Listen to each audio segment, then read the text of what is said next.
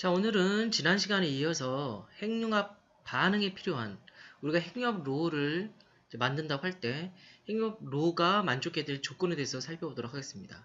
자, 지난 시간에는 우리가 핵융합에 대해서 본격적으로 살펴봤었죠. 예를 들면 처음에는 우리가 이제 질량 결손 에너지에 대해 살펴봤고요. 그래서 바인딩 에너지라는 개념도 살펴봤습니다. 그리고 별, 태양과 같은 항성에서 어떻게 핵융합 반응이 일어나고 있는지에 대해서 살펴봤습니다. 결국 자연에서 일어나고 있는 핵융합에 대해 살펴봤죠. 그래서 대표적인 예로 우리가 pp체인, 태양에서 일어나고 있는 pp체인, 그 다음에 태양보다 조금 더 커진 큰 질량이 큰 항성에서 일어나고 있는 시에노 사이클, 그 다음 그보다도 더 이제 온도가 높은 항성에서 발생하고 있는 트리플 알파, 이런 반응들에 대해서 우리가 살펴봤습니다. 그래서 온도에 따라서 pp체인, 시에노 사이클, 트리플 알파 이런 식으로 가고 있는 것에 대해서도 우리가 살펴봤었고요. 이런 핵융합 반응의 기본적인 원리들을 살펴봤습니다. 우리가 근데 지구상에 이걸 구현하려고 할 때는 온도를 굉장히 높여야 될 텐데, 그래도 핵융합 반응이 일어날 수 있는 것은 터널링 효과 때문에 가능하다라는 말씀도 드렸죠. 그래서 원래는 원자핵끼리 서로 밀어내는 힘이 작용하는데, 이 콜롱의 장벽을 넘어설 정도로 에너지가 높여주는 건 굉장히 어렵죠. 근데 그보다도 에너지가 낮더라도 양자 터널링 효과에 의해서 핵융합 반응이 일어날 수 있다라는 말씀도 드렸습니다. 그리고 또한 핵융합 반응이 필요한 다양한 연료에 대해서도 우리가 말씀드렸었죠. 그래서 제1세대에서는 중수소와 삼중수소를 사용하는 핵융합 방식, 그리고 제2세대는 중수소와 중수소를 이용하는 방식, 제3세대는 중수소와 헬륨3를 사용하는 방식에 대해서 말씀드렸습니다. 그래서 각각의 장단점이 있지만 특히 이제 제3세대로 불리는 중수소와 헬륨3의 반응 같은 경우에는 중성자가 발생하지 않는다. 그 다음에 부산물로 발생할 수는 있겠죠. 하지만 그 순수한 디헬륨3 반응에서는 발생하지 않는다는 점. 그 다음에 프로톤이 양성자가 발생하기 때문에 다이렉트 컨버전이 가능하다는 점. 이런 장점들이 있다는 말씀도 드렸습니다. 그래서 다양한 우리가 핵융합의 기본 원리 그리고 연료에 대해서 말씀드렸고요. 그럼 오늘 이 시간에는 본격적으로 핵융합 로가 이루어지기 위해서는 어떤 조건을 만족해야 되는가에 대해서 살펴보도록 하겠습니다.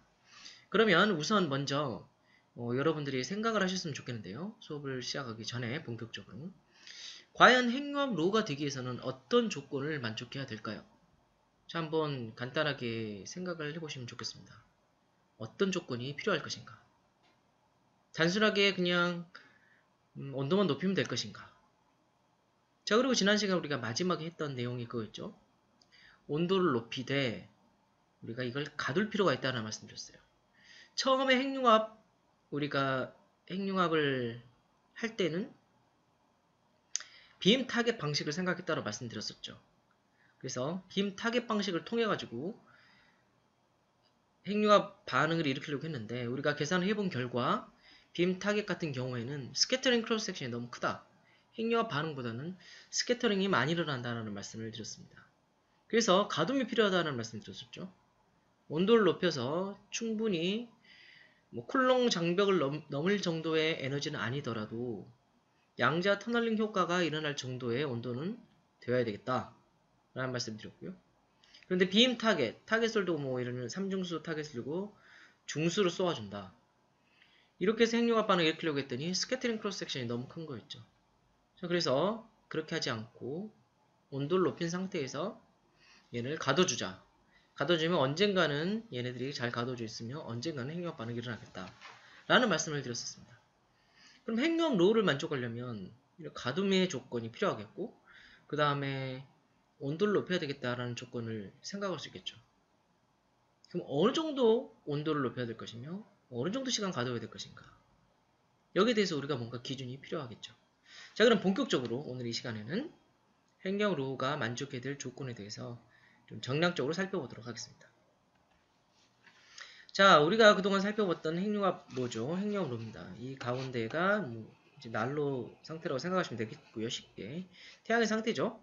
여기 DT 연료가 지금 핵융합 반응을 통해서 중성자와 그리고 헬륨, 알파 파티클로 바뀌게 되는 상황입니다.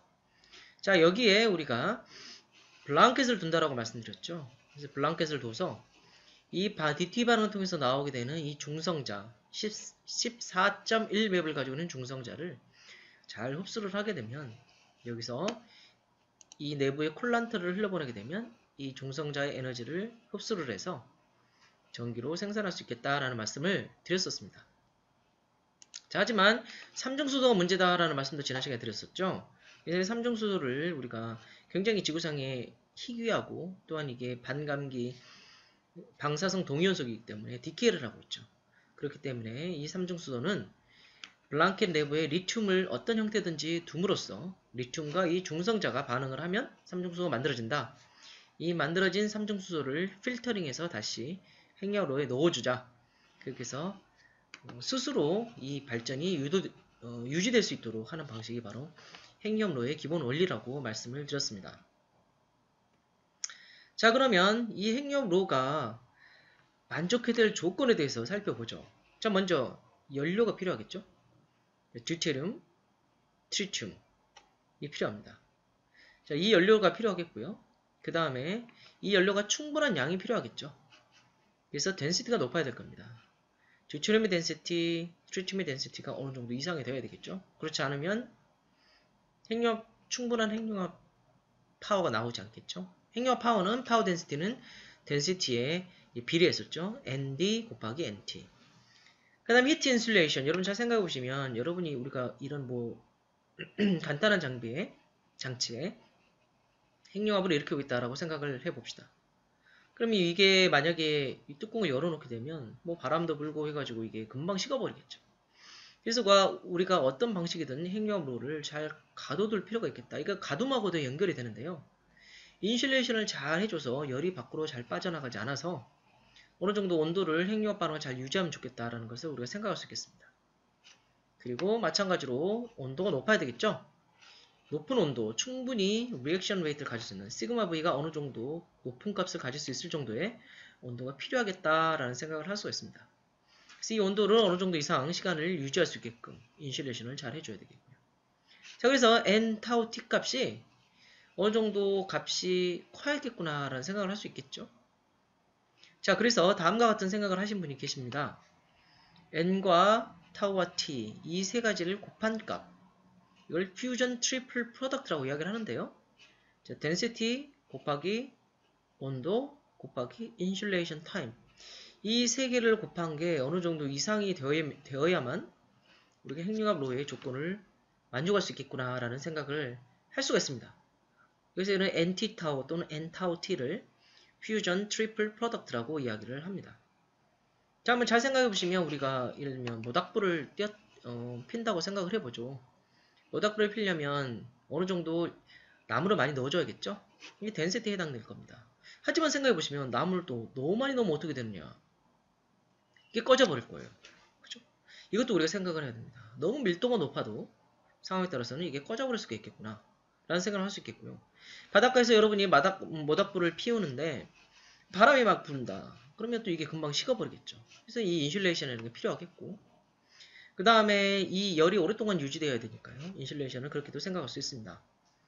그러니까 온도가 굉장히 높아야지 이게 계속 잘 탈 수가 있겠죠.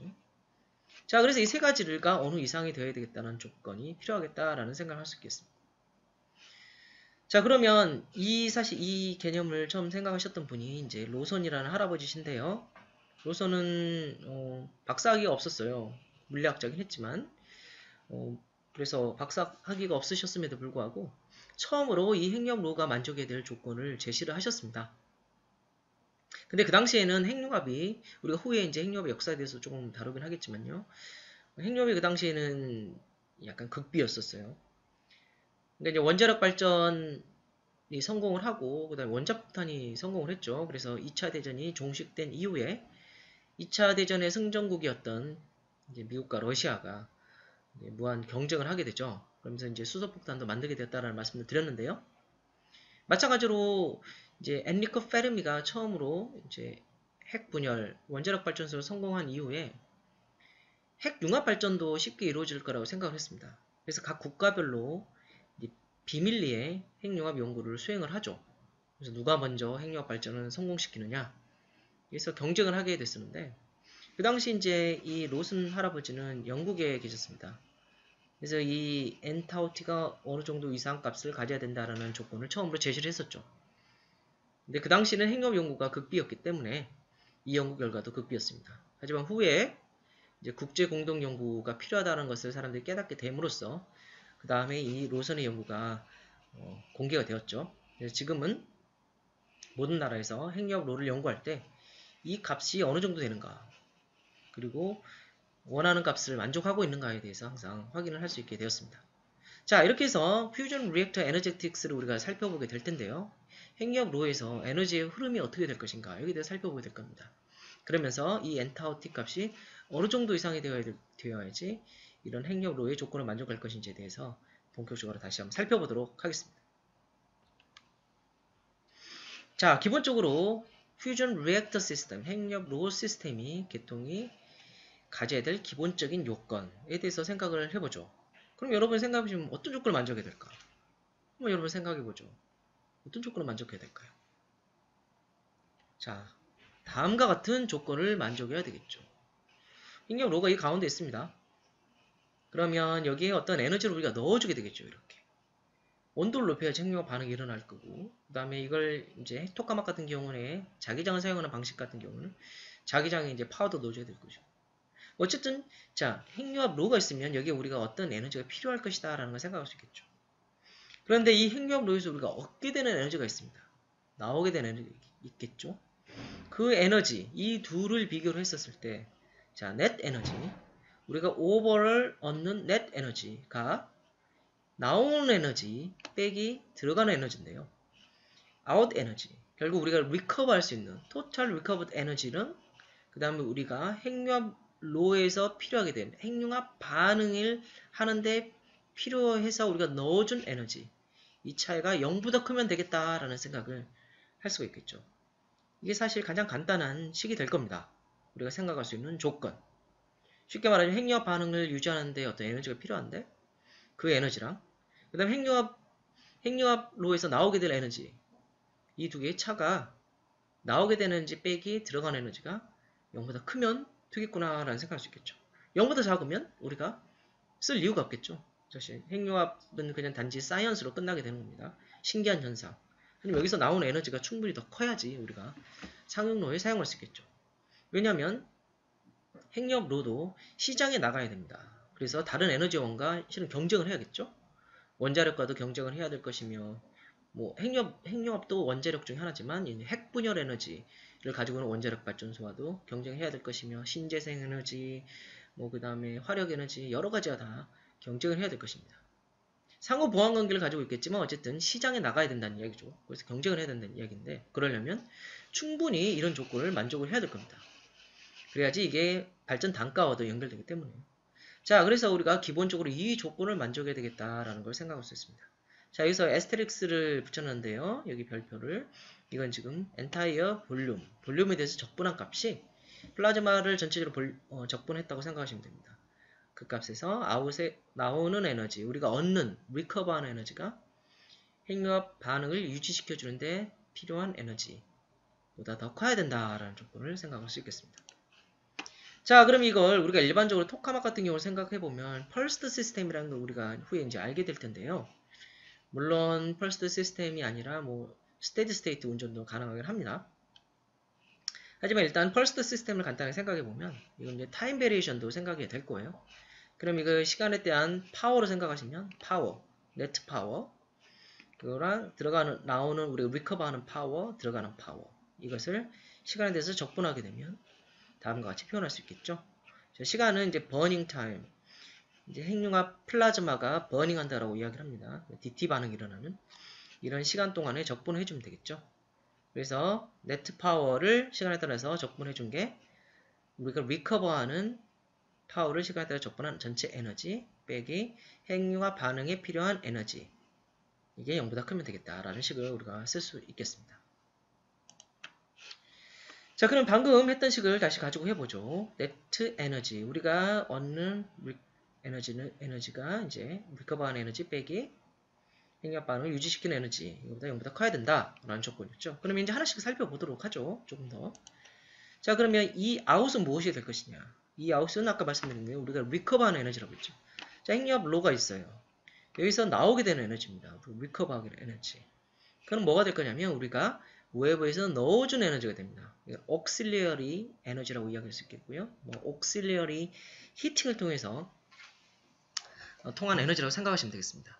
자, 핵융합의 온도를 높여줘야 되니까 우리가 외부에서 부가 가해를 해주게 되겠죠. 거기에 들어가는 에너지가 그대로 리커버가 될 겁니다. 거기에 덧붙여서 나오게 된 에너지는 핵융합의 반응을 통해서 나오는 에너지가 있겠죠. 퓨전 에너지가 이렇게 나오게 됩니다. 그래서 우리가 핵융합 플라즈마를 가열하기 위해서 넣어준 에너지와 퓨전 에너지가 나오게 될 텐데 그게 바로 나오는 에너지가 되겠죠. 자, 실제적으로는 이 에너지가 나오면서 우리가 100% 이걸 다 회수할 수는 없습니다. 여러 가지 이유가 있겠죠. 중성자 같은 경우 손실도 일어날 수 있겠고. 자, 그런데 그래서 일반적으로는 여기에 어떤 효율이 들어가게 됩니다. 100%가 아니라 예를 들면 70% 상황에 따라서 30% 뭐가 될지는 모르겠지만요. 시스템에 따라 달라지겠죠. 자, 효율은 곱해지게 됩니다. 하지만 지금 확보 단계에서는 이건 고려하지 않겠고 이 아웃은 100% 우리가 넣어준 것과 핵융합 에너지가 그대로 리커버 된다고 가정하겠습니다. 자, 그러면 그 다음은 이 인이 필요하겠죠. 자, 방금 말씀드린 대로 그리고 이걸 하나로 다시 죄송합니다. 다시 말씀드리자면 이 아웃에 대해서 지금 설명을 드렸는데요. 이제 이 옥실리어리 에너지는 어떻게 될 것인가에 대해 설명을 드리겠습니다. 자, 핵융합 온도를 높이기 위해서 필요한 에너지가 되겠는데요. 이 에너지는 넣어주는 에너지가 되겠죠. 자, 우리가 외부에서 넣어주는 에너지입니다. 근데 이것도 100% 다 우리가 넣어준 게 들어가지는 않아요. 그래서 어떤 효율을 가지고 들어가게 될 겁니다. 그래서 인풋에 어떤 효율이 들어가야 되겠죠. 자, 이렇게 표현이 될 수 있겠고요. 자, 두 번째, 퓨전 에너지 같은 경우는 다음과 같이 표현할 수 있습니다. 자, 퓨전 에너지는 중성자의 에너지, 그 다음에 알파 파티클의 에너지를 표현할 수 있겠죠. 자, 생각해보시면 우리가 핵융합에 대해서는, 핵융합을 반응을 통해서는, DT 반응을 통해서는 뉴트론과 알파 파티클의 에너지를 가지고 나오기 때문에 다음과 같이 표현할 수 있습니다. 그 다음에 알파 파티클의 에너지는 다음과 같이 표현할 수도 있습니다. 알파 파티클이 전체 퓨전에서 얼마 정도의 프랙션, 비율을 가지고 나오느냐, 이걸 FC라고 정의할 수 있겠고요. 이게 퓨전 프로덕트 에너지의 알파 파티클 프랙션이라 이야기할 수 있겠죠. 자, 이렇게 쓸 수가 있을 겁니다. 그럼 마찬가지로 뉴트론 에너지도 다음과 같이 표현할 수 있습니다. 뉴트론 에너지는 퓨전 에너지 마이너스 알파 파티클 에너지이기 때문에 1-FC 퓨전 에너지라고 쓸 수 있겠죠. 그래서 둘의 에너지를 나눠 갖게 되겠죠. 자, 따라서 우리가 리커버하게 된 에너지는 우리가 외부에서 넣어준 에너지의 어떤 효율이 곱해진 값. 그다음 퓨전 에너지는 뉴트론과 알파 파티클 에너지 이렇게 쓸 수가 있을 겁니다. 자, 그런데 여기서 Q 밸류라는 걸 새로 정의를 하겠습니다. QP, 이건 플라즈마 Q 밸류를 하고요. 퓨전 멀티플리케이션 팩터라고도 이야기를 합니다. 이거는 인풋 에너지분의 아웃풋 에너지라고 이야기를 할 수 있는데요. 다시 말씀드리자면 자, 퓨전 에너지입니다. 옥실리어리 우리가 외부에서 넣어주는 에너지가 되겠죠. 그중에 핵융합을 통해서 얼마만큼 에너지가 나오냐를 나타내는 게 바로 플라즈마 Q 밸류가 됩니다. 옥실리어리는 방금 같이 이렇게 쓸 수가 있겠고 퓨전 에너지 그냥 쓰면 되겠죠. 그래서 우리가 외부에서 이제 넣어줄 텐데 플라즈마에 들어가게 될 텐데 그 에너지가 그 에너지분의 핵융합의 에너지. 자, 다시 말씀드리면 외부에서 우리 인풋 에너지를 넣어줍니다. 거기에 효율이 어느 정도 곱해진 게 들어가게 되겠죠. 자, 이 들어간 플라즈마에게 들어간 에너지 분의 핵융합을 통해서 나오는 에너지, 그거를 플라즈마 Q 밸류 QP라고 정의를 할 수가 있습니다. 자, 이걸 가지고 우리가 이 아웃을 정의할 수 있겠고요. 그러면 이 인도 이제 우리가 필요하겠죠. 자, 이 인은 다음과 같이 표현할 수 있습니다. 이 인. 얼마만큼 에너지를 우리가 넣어줘야 됩니까? 라는 이야기인데요. 자, 이만큼 에너지를 플라즈마에 넣어줘야겠죠. 그러면 이 에너지는 우리가 다음과 같이 이야기할 수 있습니다. 결국 핵융합 반응을 유지하는 데 필요한 에너지라고 쓸 수가 있겠죠. 이 핵융합 반응을 최소한 유지할 때 필요한 에너지를 우리가 넣어줘야 되겠죠. 자, 그러면 다른 말로 하면 핵융합 반응을 유지하는 데 필요한 에너지라면 이 핵융합에서 플라즈마에서 손실되는 에너지가 바로 이 인이 된다는 걸 알 수가 있습니다. 자, 플라즈마에서 에너지가 손실돼 버려요. 그 손실되는 에너지만큼 다시 넣어줘야지 핵융합 반응이 유지될 수 있겠죠. 그래서 이 인은 다음과 같이 손실되는 에너지로 정의를 할 수 있겠고요.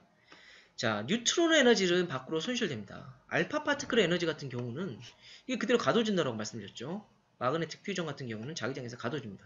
그래서 플라즈마로 손실되는 에너지는 알파 파티클의 에너지는 아니고 뉴트론의 에너지만 해당됩니다. 그 다음에 플라즈마는 다양한 레디에이션이 존재하는데요. 자, 레디에이션은 밖으로 나와버려요. 레디에이션은. 자기장에 가둬지죠. 그럼 이 레디에이션은 에너지는 보존돼야 되기 때문에 이 레디에이션은 에너지를 가지고 나와버리면 플라즈마 에너지를 잃게 되겠죠. 그래서 그만큼 에너지 다시 넣어줘야 된다는 이야기가 됩니다. 그래서 손실되는 에너지는 레디에이션 에너지도 있겠구나. 또 한 가지는 다음과 같은 에너지가 있습니다. 자, 어떤 에너지 컨파인먼트 타임분의 서멀 에너지. 자, 이게 바로 뭘 의미하냐면 바로 컨덕션을 의미하게 됩니다. 그래서 자, 이건 후에 다시 말씀을 드리도록 하겠고요. 우리가 넣어줘야 되는 에너지는 플라즈마가 손실되는 에너지다. 그리고 뉴트론이 나가버리고 레디에이션이 나가버리고 열 전도에서 나가버린 이 손실을 넣어줘야겠구나라는 걸 알 수가 있습니다. 자, 여기에 대해서 우리가 좀 더 살펴보도록 하겠습니다. 자, 에너지가 나가버린다고 제가 말씀드렸는데요. 먼저 뉴트론이 가지고 나가버리고 그 다음에는 레디에이션을 통해서 나가고 마지막으로는 히트 컨덕션에 의해서 나간다고 했는데 에너지 트랜스포트죠. 에너지가 나가버리는 현상. 여기서 트랜스포트는 수송이라고 하는데요. 확산 같은 현상을 생각하시면 됩니다. 나가버리는 거. 자, 그러면 열이 나가는 세 가지 원리가 있죠. 제가 이 책에서 이제 쉽게 설명할 수 있는 거 가져왔는데요. 자, 이게 열이라고 생각을 할게요. 그냥 에너지라고 생각하겠습니다. 그러면 입자들에게 쫙 배열되어 있어요. 그럼 옆 사람에게 전달하는 게 바로 이렇게 해서 열이 나가버리는 현상. 원래 여기 있었는데 열이 쫙 에너지가 나가버리는 현상. 이걸 바로 우리가 열 전도라고 이야기합니다. 예를 들면 여기 구리막대가 있고 촛불로 가열을 해줬죠. 그러면 처음에는 이게 뜨겁지가 않아요. 그런데 열이 전도되면서 점점 뜨거워지죠. 자, 여기서 이 금속이라고 생각하면요. 이 금속의 입자들은 그대로 위치하고 있죠. 거기서 열만, 에너지만 전달되는 역으로. 이게 바로 열 전도 현상입니다. 그래서 지금 앞에서 제가 고려드렸던 이 현상은 바로 열 전도 현상이라고 생각하시면 되겠습니다. 죄송합니다. 자, 두 번째 현상은 다음과 같습니다. 입자들이 조금 벌어져 있을 때는 이 사람이 공을 가지고 뛰어가서 이 사람한테 전달해주고 또는 뛰어가면서 전달해줄 수가 있어요. 아니면 이 사람이 여기까지 뛰어가서 전달해줄 수도 있겠고요. 바로 옆으로 건네주지 못할 경우에는 이 열을 어떻게 해야 되겠어요? 움직여서 전달해줘야지 에너지를. 자, 이런 경우로 우리가 컨벡션, 대류현상이라고 이야기를 하고요. 그 다음 마지막으로 너무 멀리 떨어져 있다. 이 경우는 에너지를 던져줘야 되겠죠. 이렇게. 자, 이 현상이 바로 레디에이션 현상이 됩니다. 복사 현상이죠. 자, 레디에이션 현상은 우리가 앞에서 고려를 했습니다. 여기서 고려를 했고요. 그 다음에 컨벡션은 지금 여기서 고려하고 있지는 않고 우리가 컨덕션만 고려하고 있습니다. 후에 컨벡션도 이제 고려를 하게 될 겁니다. 자, 일단은 저 정도로 우리가 정의를 할 수 있겠고요. 그러면 에너지 컨파인먼트 타임, 특히 열 전도에서 지금 말한 이 에너지 컨파인먼트 타임에 대해서 조금 더 자세히 살펴보도록 하겠습니다. 자, 다음과 같은 상황을 우리가 생각을 해보도록 하죠. 에너지 컨파인먼트 타임으로 설명할 때요. 자, 세 가지 상자가 있다라고 가정하겠습니다. 이건 작은 상자고요. 이건 큰 상자고. 이 큰 상자에 여기는 스티로폼을 입혀서 인슐레이션을 했다라고 가정하겠습니다.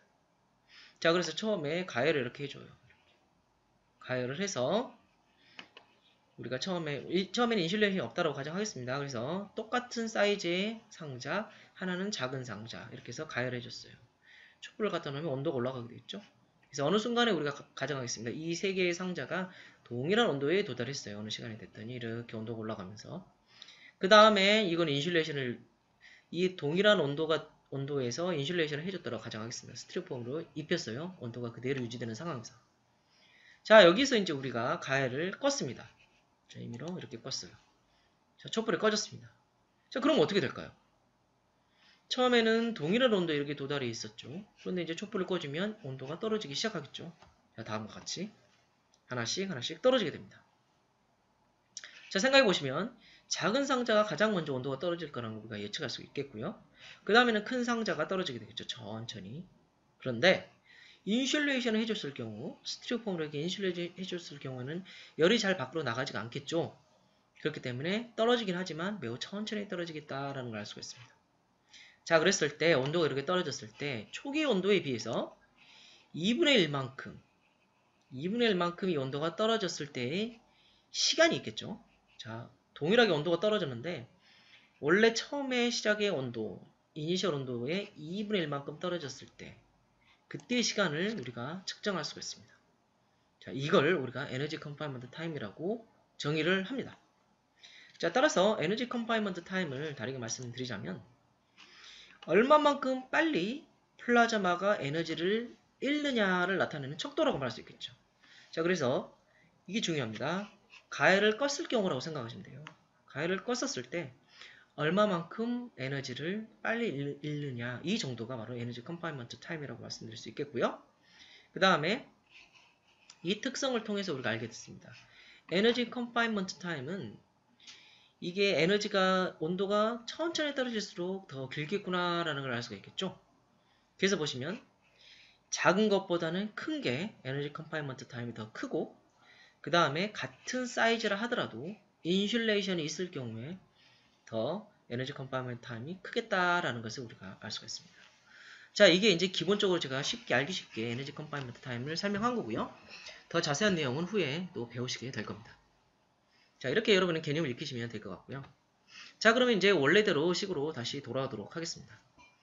자, 이 아웃 이렇게 된다라고 말씀드렸고, 이 인이 이렇게 된다라고 말씀드렸었죠. 자, 그 다음에 네트 에너지는 이 아웃 빼기 이 인, 이게 0보다 커야 된다라고 말씀드렸습니다.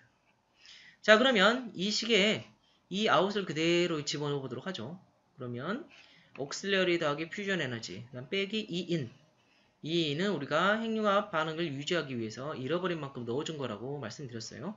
그러면 여기서 뉴트럴 에너지, 레디에이션 에너지, 그리고 방금 에너지 컨파인먼트 타임이 들어간 히트 컨덕션, 히트 트랜스포트에 해당되는 에너지, 이걸 여기다 집어넣으면 되겠죠. 이렇게. 자, 그러면 이 아웃 대신에 이걸 집어넣고요. 두 개를 집어넣고 이 인 대신 이 세 개를 집어넣습니다. 자, 이게 0보다 커야 된다. 자, 이 식을 우리가 이제 변형을 하고 싶은데요. 이걸 사용해 보죠, 먼저. 퓨전 에너지는 뉴트론 에너지 더하기 알파 파티클 에너지다 라는 거고요. 알파 파티클의 에너지는 퓨전 에너지의 다음과 같은 FC라는 프랙션이다 라는 말씀 드렸죠. 자, 그럼 여기 보시면 이 퓨전 마이너스 2인, 이거는 여러분 2n을 좌변으로 옮기시게 되면 결국 알파 파티클의 에너지가 와 같다는 걸 알 수 있죠. 이건 알파 파티클 에너지는 다음과 같이 쓰겠다. 이걸 여기다 집어넣으시면 됩니다. 자, 그 다음에 한 가지 더 사용하겠습니다. QP라는 걸 적용했죠. Multiplication Factor. 이 경우는 퓨전 에너지를 옥실러리 에너지로 나눠준 거라겠습니다. 그래서 퓨전 에너지는 다시 말씀드리면 QP 곱하기 이 옥실러리가 되겠죠. 자, 이걸 여기다가 한번 집어넣어서 정리를 하면 다음과 같이 쓸 수 있겠죠. 자, 정리를 해보시면, 자, 먼저 옥실러리 에너지, 이거는 QP 이 퓨전 나누기 QP가 되겠죠. 자, 옥실러리 에너지는 QP분의 1로 이렇게 쓸 수 있겠죠. 다음과 같이. 자, 그 다음에 이 퓨전 마이너스 이 뉴트론은 바로 알파 파티클 에너지는 FC 퓨전이라고 했으니까 이거는 결국 FC 퓨전을 쓸 수가 있습니다. 마이너스 레디에이션 에너지, 다음 마이너스 이거 그대로 가져오게 되면 이게 0보다 크다라고 쓸 수 있겠죠. 자, 다음같이 이제 식을 표현했는데요. 이걸 우리가 QP를 가지고 한번 정리를 해보고 싶어요. Reactor Criterion. 자, QP가 우리가 굉장히 이해하기가 쉽죠. 핵융합 반응을 우리가 플라즈마에 넣어주게 될 에너지 분의 핵융합을 통해서 나오는 에너지 비율이에요. 굉장히 쉬워요. 그럼 이 QP를 가지고 핵융합 로가 만족이 될 어떤 조건을 표현할 수 있지 않을까라는 생각을 할 수가 있습니다. 그럼 그걸 가지고 이 QP의 값을 가지고 우리가 이걸 정리하게 되면 어떤 핵융합 로가 만족이 될 조건을 N, 타우, T를 표현할 수 있게 됩니다. 자, 그럼 그걸 하나씩 우리가 살펴보도록 하겠습니다.